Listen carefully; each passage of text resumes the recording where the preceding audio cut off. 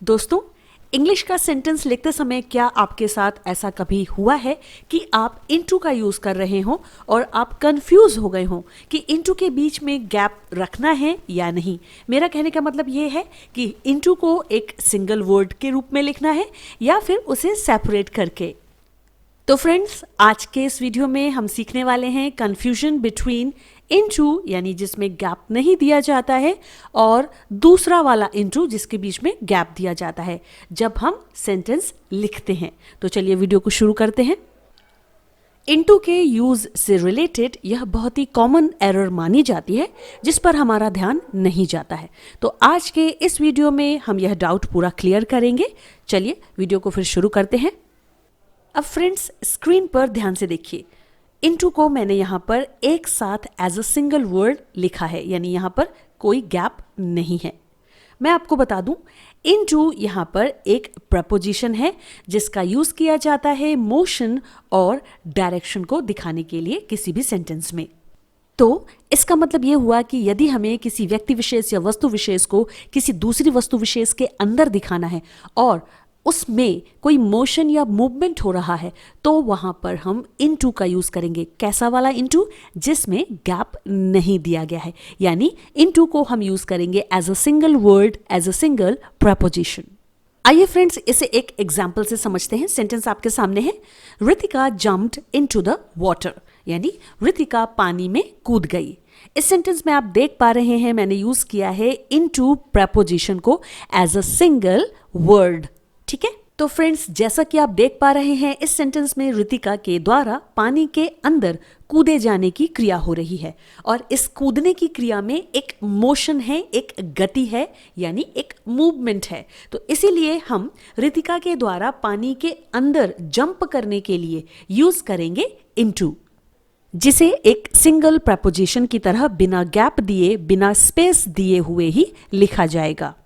आशा करती हूं दोस्तों आप सभी को समझ में आ रहा होगा। चलिए एक और एग्जाम्पल देख लेते हैं। सेंटेंस आपके सामने है, he poured the milk into the glass.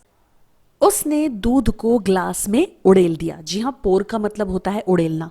तो इस सेंटेंस में आप देख पा रहे हैं हमने फिर से इनटू का यूज किया है बिना गैप दिए हुए और यह एक सिंगल प्रपोजिशन वर्ड है और इस सेंटेंस में भी एक मोशन हो रहा है, एक गतिशील अवस्था है, क्योंकि यहां पर दूध को ग्लास में उड़ेले जाने की क्रिया हो रही है जो कि एक मूवमेंट को, एक मोशन को दर्शा रही है। इसीलिए हम यहां पर यूज करेंगे बिना गैप दिए हुए इनटू का। उम्मीद करती हूं दोस्तों आप सभी को इनटू का as a single preposition use कैसे किया जाता है या कॉन्सेप्ट आपके समझ में आ गया होगा।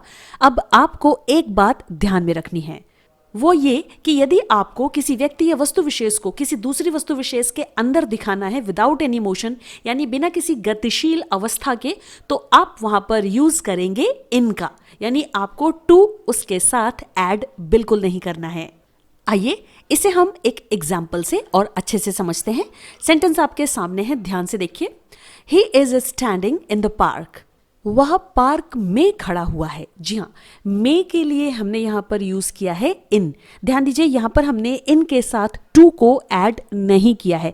वो इसलिए क्योंकि यहां पर किसी व्यक्ति के खड़े होने की जो स्थिति है, जो अवस्था है, वह गतिशील नहीं है। यहां पर किसी भी मोशन को और मूवमेंट को नहीं देखा जा सकता है। यहां पर वह व्यक्ति अभी भी स्टिल खड़ा हुआ है पार्क के अंदर। इसीलिए हम ऐसी कंडीशन में जहां पर कोई मोशन नहीं हो रहा है और हम किसी चीज को किसी चीज के अंदर दिखा रहे हैं तो वहां पर केवल यूज किया जाएगा इन, जिसके साथ हम टू ऐड नहीं करेंगे। आशा करती हूँ दोस्तों आप सभी को समझ में आ गया होगा कि ऐसी कौन सी कंडीशन होती है जहां पर आप इनटू का इस्तेमाल करेंगे उसे एज अ सिंगल प्रपोजिशन, यानी उसके बीच में गैप नहीं दिया जाएगा। तो चलिए बढ़ते हैं वीडियो में आगे और देखते हैं इनटू का दूसरा यूज। ध्यान रहे दोस्तों, इनटू के बीच में ये जो गैप वाली कंफ्यूजन होती है ये हमेशा हमें लिखते समय ही फेस करनी पड़ती है। बोलते समय हमें इसमें कोई प्रॉब्लम नहीं होती है। चलिए अब समझते हैं। स्क्रीन पर देखिए, यहां पर मैंने इनटू को गैप देकर लिखा है। वो इसलिए क्योंकि यहां पर इन और टू ये दोनों ही अलग अलग वर्ड्स हैं। अब मैं आपको बताती हूं उस कंडीशन के बारे में जहां पर आप आकर कंफ्यूज हो जाते हैं कि इनटू के बीच में गैप होना चाहिए या फिर नहीं। जब भी आप किसी सेंटेंस में इनटू का यूज देखेंगे और वहां पर उनके बीच में गैप दिया हुआ है यानी कि स्पेस दिया हुआ है, तो आपको समझ जाना है कि यहां पर दो तरीके से ही इन और टू का यूज किया गया है। सबसे पहले मैं आपको बताती हूं इन के बारे में। In is used with a part of verb as a phrasal verb, यानी इन का यूज ऐसी कंडीशन में हमेशा किसी ना किसी वर्ब के पार्ट के रूप में किया जाता है और जिसे हम कहते हैं फ्रेजल वर्ब। अब यहां पर मैं उम्मीद करती हूं कि आप सभी को मालूम होगा फ्रेजल वर्ब क्या होती है, बट जिन्हें नहीं मालूम है उन्हें मैं बता दूं कि फ्रेजल वर्ब एक ऐसी वर्ब होती है जिसे कॉम्बिनेशन के साथ लिखा जाता है, यानी समटाइम्स कभी कभी हम एडजेक्टिव वर्ड्स और कभी कभी प्रपोजिशन वर्ड्स के कॉम्बिनेशन के साथ इसे लिखते हैं। इसका मतलब यह हुआ कि वर्ब के साथ कभी कभी कुछ एडजेक्टिव वर्ड्स और कभी कभी प्रपोजिशन वर्ड्स जोड़कर लिख दिए जाते हैं और वह वर्ब बन जाती है फ्रेजल वर्ब। और इस तरह से वर्ब के साथ एडजेक्टिव या फिर प्रपोजिशंस के जुड़ने से उसकी मीनिंग में भी बदलाव आ जाता है।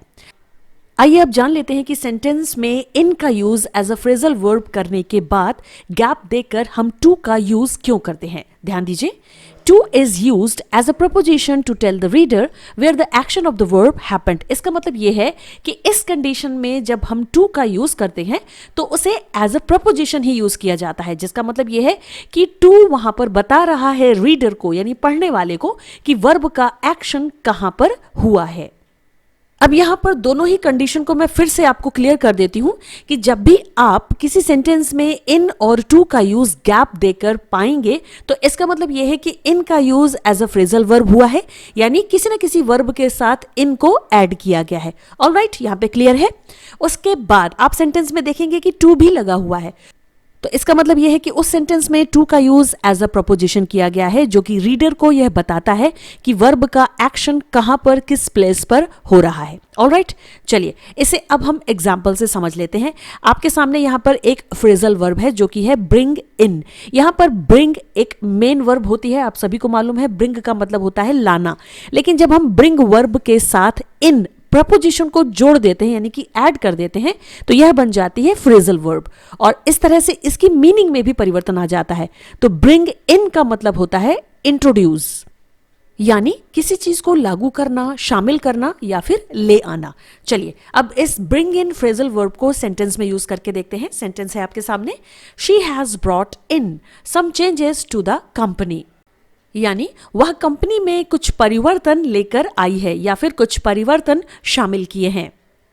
जैसा कि आप इस सेंटेंस में देख पा रहे हैं हमने यूज किया है फ्रेजल वर्ब ब्रिंग इन का, लेकिन यहां पर ब्रिंग वर्ब की थर्ड फॉर्म का यूज किया गया है जो कि है ब्रॉट, और वो इसलिए क्योंकि यह सेंटेंस प्रेजेंट परफेक्ट टेंस का सेंटेंस है। तो इस तरह से दोस्तों यहां पर इस सेंटेंस में फ्रेजल वर्ब में इन प्रपोजिशन का यूज वर्ब के एक भाग यानी पार्ट के रूप में किया गया है। तो इसका मतलब यह है कि यहां पर इन एक प्रपोजिशन नहीं है बल्कि कॉम्बिनेशन के साथ यह एक फ्रेजल वर्ब बना रही है।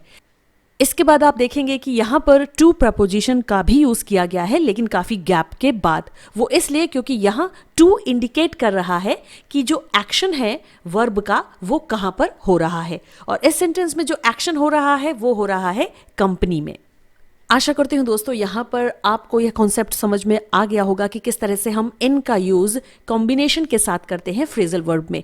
चलिए एक और एग्जांपल देख लेते हैं हम फ्रेजल वर्ब का, जो कि है गिव इन, जिसमें गिव एक मेन वर्ब है जिसका मतलब होता है देना, और इसके साथ हम यहां पर ऐड कर रहे हैं फिर से इन प्रपोजिशन को। तो इस तरह से बन रही है फ्रेजल वर्ब गिव इन, जिसका मतलब होता है फाइनली एक्सेप्ट समथिंग, यानी अंत में किसी बात को मान लेना, झुक जाना या फिर पीछे हट जाना। तो ये कुछ हिंदी के अर्थ हैं गिव इन के।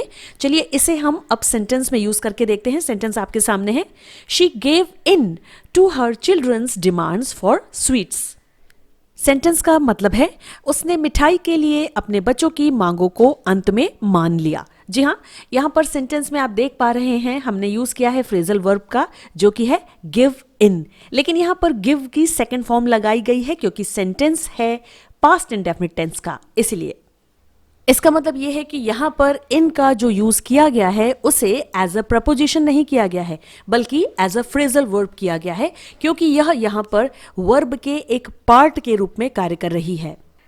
इसके बाद यहाँ पर गैप देकर टू का यूज किया गया है और टू यहाँ पर एज अ प्रपोजिशन ही लगाया गया है।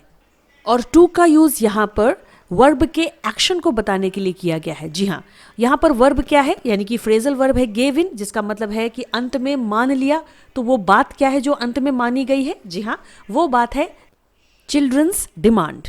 तो इस तरह से दोस्तों आपकी कंफ्यूजन क्लियर हो जाती है कि जब भी आप किसी सेंटेंस में इन और टू का यूज देखेंगे जिनके बीच में गैप दिया हुआ है, तो आपको ये समझना है कि वहां पर इन और to as a single word नहीं यूज किए गए हैं। तो दोस्तों इसका मतलब ये होगा कि हम इन और टू के बीच में गैप उसी कंडीशन में देंगे जब हम इन का यूज किसी वर्ब के कॉम्बिनेशन के रूप में कर रहे होंगे। मेरा कहने का मतलब है एज अ फ्रेजल वर्ब। इसके बाद जो टू का आप यूज करेंगे गैप देकर, उसे as a single preposition word के तरह किया जाएगा। तो आशा करती हूँ दोस्तों आप सभी को यह वीडियो जरूर समझ में आया होगा। आपका ये कॉन्सेप्ट क्लियर हो गया होगा कि कहाँ पर हम इनटू का यूज बिना गैप देकर करते हैं और कहाँ पर इनटू के बीच में गैप दिया जाता है। So friends, that's all in this video. मिलते हैं अगले वीडियो में एक नए टॉपिक के साथ। तब तक के लिए keep studying, keep smiling, take care and bye bye.